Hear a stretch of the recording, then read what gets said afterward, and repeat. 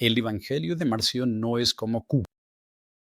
Q es un texto puramente hipotético. Nunca es mencionado por autores antiguos y no tiene ningún testimonio manuscrito. En cambio, el Evangelio de Marción está atestiguado más de 700 veces por más de 15 testigos. Estos testigos, todos ellos hostiles, a veces citan las palabras exactas de su texto y señalan diferencias clave con el Evangelio. Según Lucas, existen reglas para reconstruir de manera confiable el Evangelio de Marción, y es importante que los lectores comprendan estas reglas, ya que, con una posible excepción, no sobrevive ni un solo manuscrito del Evangelio de Marción. En este video, asumiré la postura de que no es seguro usar lecturas de las escrituras católicas por sí solas para reconstruir los huecos en el texto de Marción. Las versiones católicas del Nuevo Testamento, incluso el testimonio distintivo del Códice Beza, no son testigos del texto de Marción. En el mejor de los casos, solo pueden servir para corroborar los testimonios principales del Evangelio de Marción. Soy el Dr. David Lipa, y en este canal exploramos temas del mundo grecorromano, el cristianismo primitivo y los estudios gnósticos. Es un placer para mí ofrecer contenido gratuito. Para lograrlo, dependo completamente de su apoyo. Así que por favor considera apoyarme en Patreon, haciendo una donación única o tomando alguno de mis muchos cursos, como Introducción a Marción, la Hermética y Refechando los Evangelios. Eventualmente, todos mis cursos estarán disponibles para ti en una sola suscripción llamada la Academia Gnosis, y ser parte de esta academia incluye una reunión mensual conmigo, así que únete y preséntate personalmente. Los enlaces están en la descripción.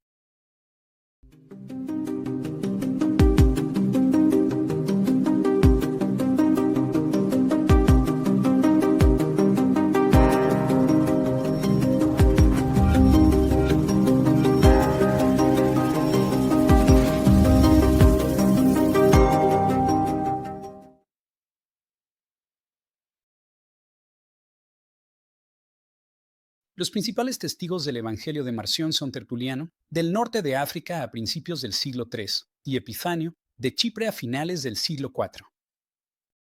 No eran estudiosos neutrales tratando de reconstruir el texto de Marción. Ellos eran apasionados apologetas en busca de formas de usar la Biblia de Marción en su contra. Reunieron pasajes que pensaban que o bien coincidían con su propia teología o se oponían a lo que creían que era la teología de Marción. Tertuliano comentó el texto de Marción de manera sistemática, pero no exhaustiva. Epifanio, por su parte, escribió un conjunto de pasajes de la Biblia de Marción. Más tarde, les añadió notas explicativas para refutar a Marción, volviendo a citar pasajes que había recopilado anteriormente. Epifanio escribía en griego, Tertuliano en latín. Probablemente, Tertuliano tenía una copia en griego del Evangelio de Marción y hacía sus propias traducciones conforme avanzaba. Tertuliano fue más minucioso al seleccionar pasajes para comentar, pero también dejó huecos considerables, y debido a la fatiga de escritor y al deseo de evitar repeticiones, se volvió cada vez menos detallado a medida que avanzaba. Muchas veces, simplemente se saltaba un pasaje sin hacer ningún comentario. Esto se debía ya sea a que el pasaje no difería de su propio texto o a que consideraba que no apoyaba su argumento contra Marción. Al final, entonces, hay muchos pasajes en el texto de Marción que deben marcarse como no atestiguados. Estos son pasajes que Tertuliano, Epifanio y los demás omitieron sin informarnos si estaban o no en el texto de Marción. No son evidencia de que Marción haya omitido esos pasajes. Además, a menudo ocurre que Tertuliano parafraseaba el texto de Marción, eliminaba palabras y cambiaba el orden de las palabras y las conjunciones para adaptarlas a su propio contexto y estilo de escritura. Tertuliano tenía su propio hábito de citar, es decir, una manera peculiar de citar los textos bíblicos, algo evidente en sus otros escritos. Al igual que hoy en día, algunos hablantes de inglés recurren al lenguaje de la versión King James al citar la Biblia. Tertuliano recurría a su propio texto en latín, con el que estaba familiarizado, y al evangelio que más favorecía, es decir, el según Mateo. En ocasiones, Tertuliano incluso reprendía a Marción por no citar pasajes de Mateo, cuando evidentemente Marción nunca tuvo la intención de hacerlo.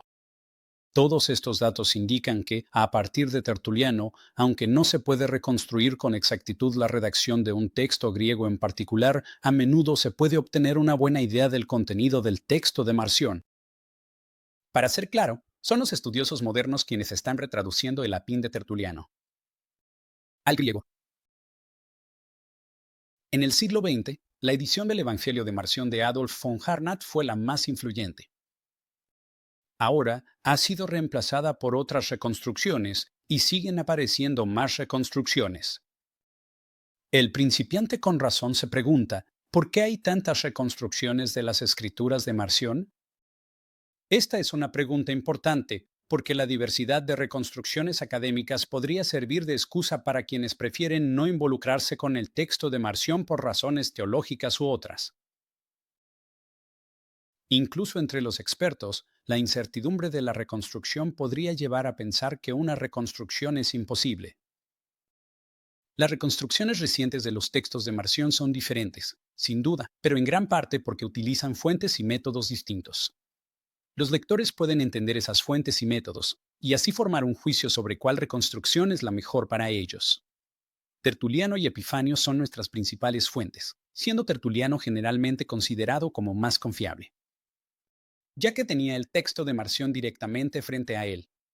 La mayoría de los estudiosos también aceptan lecturas del diálogo de Adamancio.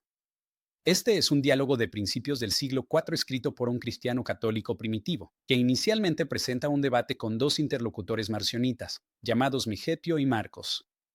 Los estudiosos han puesto en duda el Adamancio porque la versión griega solo está atestiguada en manuscritos medievales, los cuales contienen citas corruptas. Si el diálogo depende de una fuente antimarcionita anterior, como algunos han argumentado, entonces probablemente no tuvo acceso directo a las escrituras de Marción. El Adamancio también es frecuentemente impreciso en sus citas bíblicas e inconsistente y muestra una preferencia por la versión de Mateo de los versículos. Así, aunque algunos estudiosos aceptan al Adamancio como testigo del Evangelio de Marción, no creen que refleje su redacción exacta. Otros solo utilizan el Adamancio como una referencia para contrastar con Tertuliano y Epifanio. Cuando el Adamancio se presenta de forma aislada, puede ofrecer, en el mejor de los casos, una lectura con escasa probabilidad. Las reconstrucciones, que intentan completar el material a partir de textos que son o no son explícitamente fuentes de los textos de Marción, son metodológicamente cuestionables.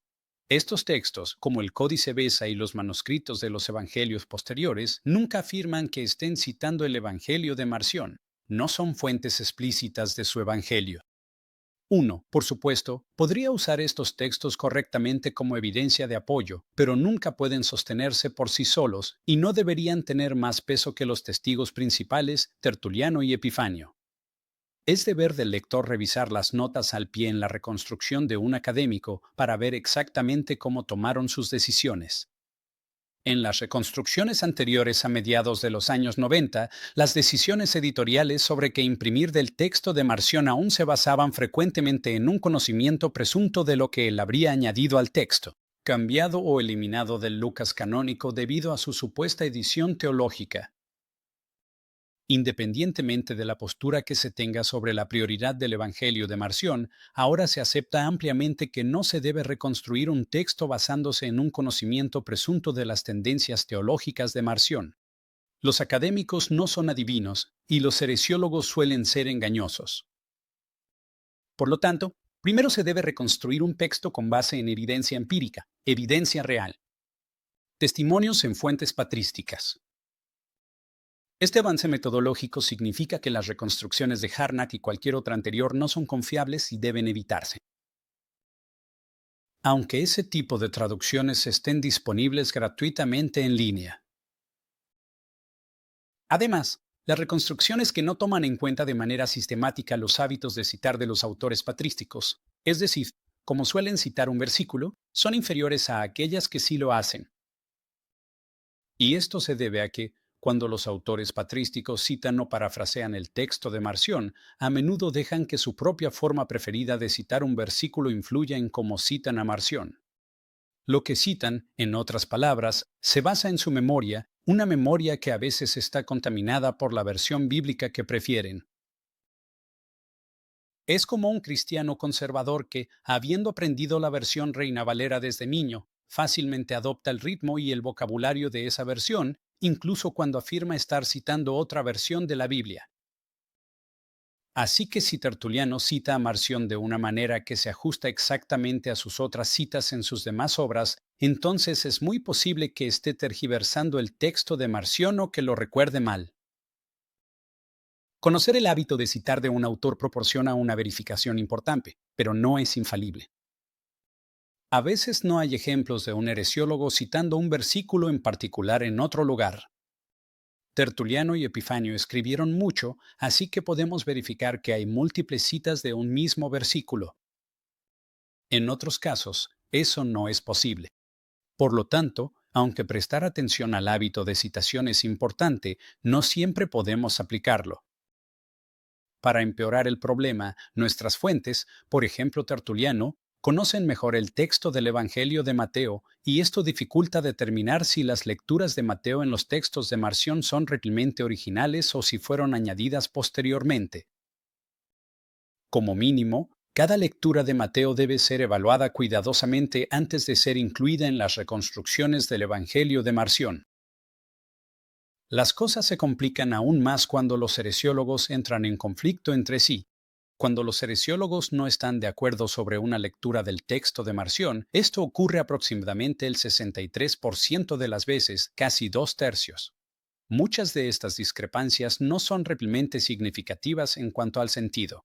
Difieren en cuanto al orden de las palabras en una oración, el uso de una conjunción, el tiempo verbal y cosas por el estilo.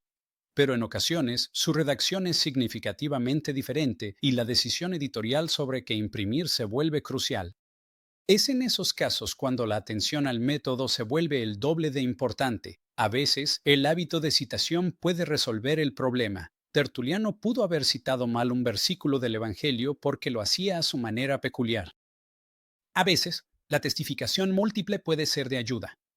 Por ejemplo, cuando Tertuliano y Adamancio coinciden en contra de Epifanio, o cuando Epifanio y Adamancio coinciden en contra de Tertuliano. Ocasionalmente, una lectura del siglo II que concuerda con el texto de Marción se conserva en una variante de Lucas canónico, especialmente en los llamados testigos occidentales. Si los estudiosos publican un texto no atestiguado porque consideran que la lógica del pasaje lo exige o porque asumen que el heresiólogo simplemente lo omitió, ese texto no atestiguado puede aceptarse, pero nunca puede considerarse como evidencia por sí solo. Es decir, no se debe argumentar sobre lo que pensaba Marción basándose en un texto no atestiguado. Las conclusiones deben basarse únicamente en lo que realmente se cita, no en lo que creemos que es lógico o probable. Esto significa que inevitablemente habrá huecos en las reconstrucciones del texto de Marción.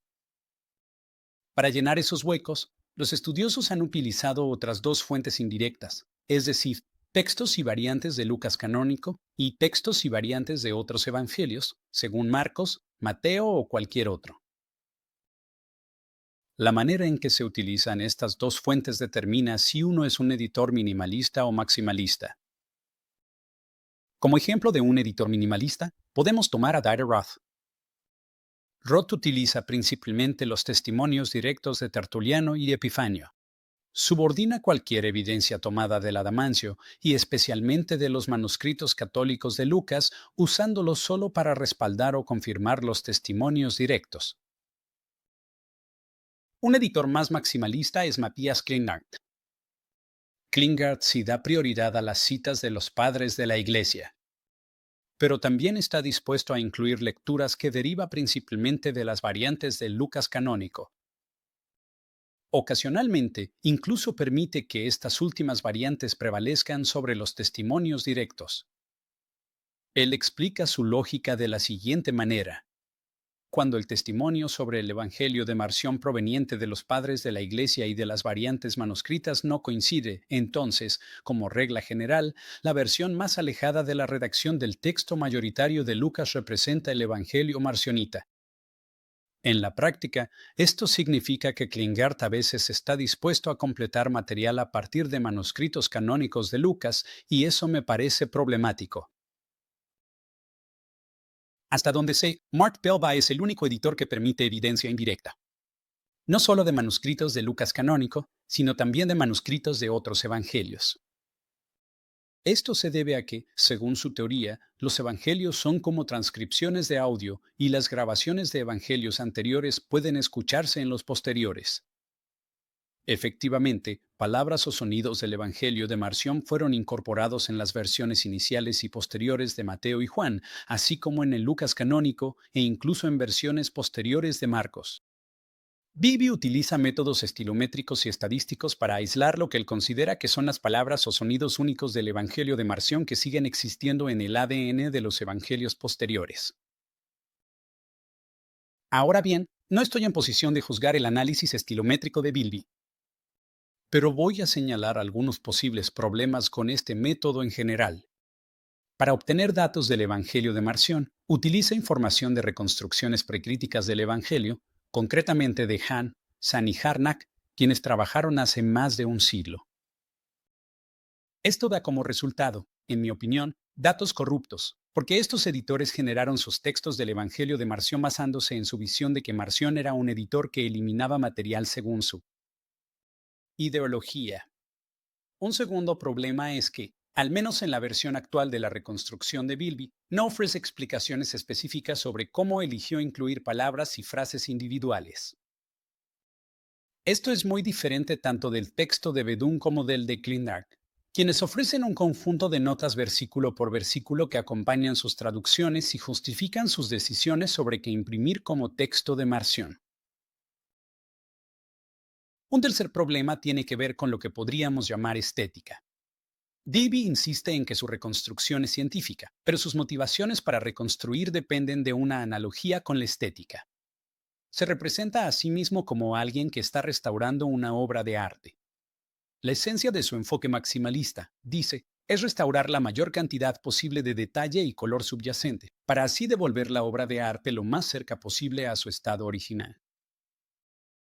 Esto significa que, para Bilby, no existe lo no atestiguado en el Evangelio de Marción. Solo existe lo presente y lo no presente. Este procedimiento es problemático, en mi opinión, porque de hecho hay huecos en el Evangelio de Marción, y creo que deberíamos reconocer estos huecos con franqueza y humildad. Científicamente, no es nuestro deber solemne llenar todos estos huecos. Además, llenar los huecos con manuscritos católicos de Lucas o de otros evangelios implica un mayor riesgo de cometer errores, porque estos no son testigos directos del Evangelio de Marción, y elegir palabras o frases que se remonten al texto de Marción se basa, en parte, en conjeturas fundamentadas y teorías sobre cómo surgió su Evangelio. En mi opinión, el objetivo de la reconstrucción académica no es llenar todos los huecos posibles en las escrituras de Marción, sino producir una reconstrucción a partir de material realmente atestiguado. Estéticamente, por supuesto, todos nosotros, incluyéndome a mí, quisiéramos leer un texto de las escrituras de Marción sin ningún hueco, y es natural preferir una narrativa continua con oraciones completas y divisiones en párrafos, pero eso simplemente no es posible aquí, dada la naturaleza de nuestras fuentes. Por lo tanto, en mi opinión, la confiabilidad prevalecerá sobre la estética en este caso, y el único texto confiable del Evangelio de Marción es aquel que está atestiguado en una fuente patrística. Por lo tanto, las reconstrucciones más seguras y acertadas son aquellas que priorizan las citas de los padres de la Iglesia como evidencia directa y confiable. La regla aquí es sencilla. Las lecturas del Evangelio de Marción con mayor grado de certeza provienen de personas que afirman citar directamente el texto de Marción. Las variantes en Lucas podrían tener su origen en una lectura marcionita, pero es casi imposible asegurarlo. ¿Por qué es así? Es así porque, al menos en mi opinión, Marción no compuso la versión más antigua del Evangelio, de la cual derivaran todos los demás evangelios a partir de su redacción. Y aunque estoy de acuerdo en que el análisis estilométrico puede ayudarnos mucho a discernir la voz auténtica del texto marcionita, la realidad es que la historia textual más temprana de los evangelios es demasiado oscura y compleja como para rastrear una fraseología directa y exacta en los manuscritos católicos, muchos de los cuales son medievales. El mejor procedimiento académico es usar el modelo de 2 pasos de Jason Bedun, que de hecho es muy similar al método de Roth. Paso 1. Examinar las fuentes patrísticas en busca de hábitos de citar, agendas teológicas y estrategias retóricas. Y al hacer esto, minimizamos la inclusión de cualquier cosa que no esté directamente atestiguada en nuestras fuentes. Paso 2. Resolver contradicciones aparentes comparando variantes conocidas en los manuscritos católicos. Las lecturas en los manuscritos católicos ciertamente pueden ayudarnos a elegir qué imprimir a partir de las fuentes patrísticas, pero comenzamos con las fuentes patrísticas y reconocemos que las lecturas en los manuscritos católicos nunca prevalecen sobre las fuentes patrísticas y no deben usarse de manera independiente a estas fuentes. Así que, en resumen, esa es mi recomendación práctica para alguien que quiera usar una reconstrucción del texto de Marción, pero no esté seguro de cuál utilizar. Bueno, como en cualquier estudio serio del texto canónico, tienes que usar múltiples versiones. Piensa en las reconstrucciones como si estuvieran en una escala que va de lo minimalista a lo maximalista. Recomiendo que comiencen su estudio con las reconstrucciones minimalistas que priorizan citas reales del texto de Marción. Aquí podemos usar a Roth y Bedún. Luego se puede proceder a revisar las reconstrucciones que imprimen lecturas basadas parcialmente en manuscritos católicos de Lucas y otros evangelios, es decir, Kleindart y Bilby. Las reconstrucciones conservadoras, como la que publicó Roth, a menudo sirven como un control frente a las reconstrucciones más liberales. Los angloparlantes están bien servidos con la traducción que hizo Jason Bedún tanto del Evangelio como del Apóstolos de Marción en 2013. Bedún ha publicado ahora un texto griego correspondiente de las escrituras de Marción, en colaboración con Bilby. Personalmente, esta es mi fuente de referencia principal, pero aún no ha sido traducida. Y esto me lleva a un punto final. Para estudiar seriamente el texto de Marción, necesitan aprender griego. Cualquier traducción de las escrituras de Marción resulta seductora porque sugiere que hay un texto exacto y estable detrás de ella. Sin embargo, en el griego, la secuencia exacta de los verbos, sus tiempos y la elección de conjunciones a menudo no están claras y los estudiosos simplemente tienen que adivinar.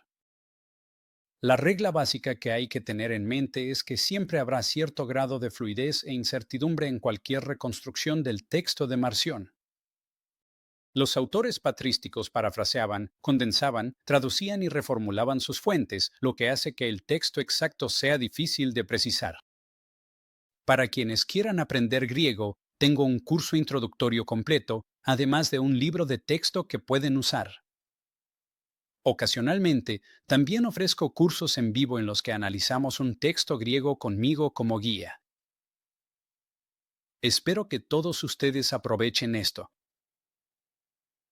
Como nota final, solo quiero enfatizar que todo esto es mi propia interpretación del panorama académico a inicios de 2025. Obviamente, otros académicos no estarán de acuerdo conmigo, pero espero que este video al menos les haya dado las herramientas para tomar sus propias decisiones sobre qué reconstrucción utilizar. Espero que todos se unan a mi curso en línea, Introducción a Marción, y consideren comprar mi nuevo libro sobre Marción, titulado Evangelio de Marción. De un Dios santo y bueno.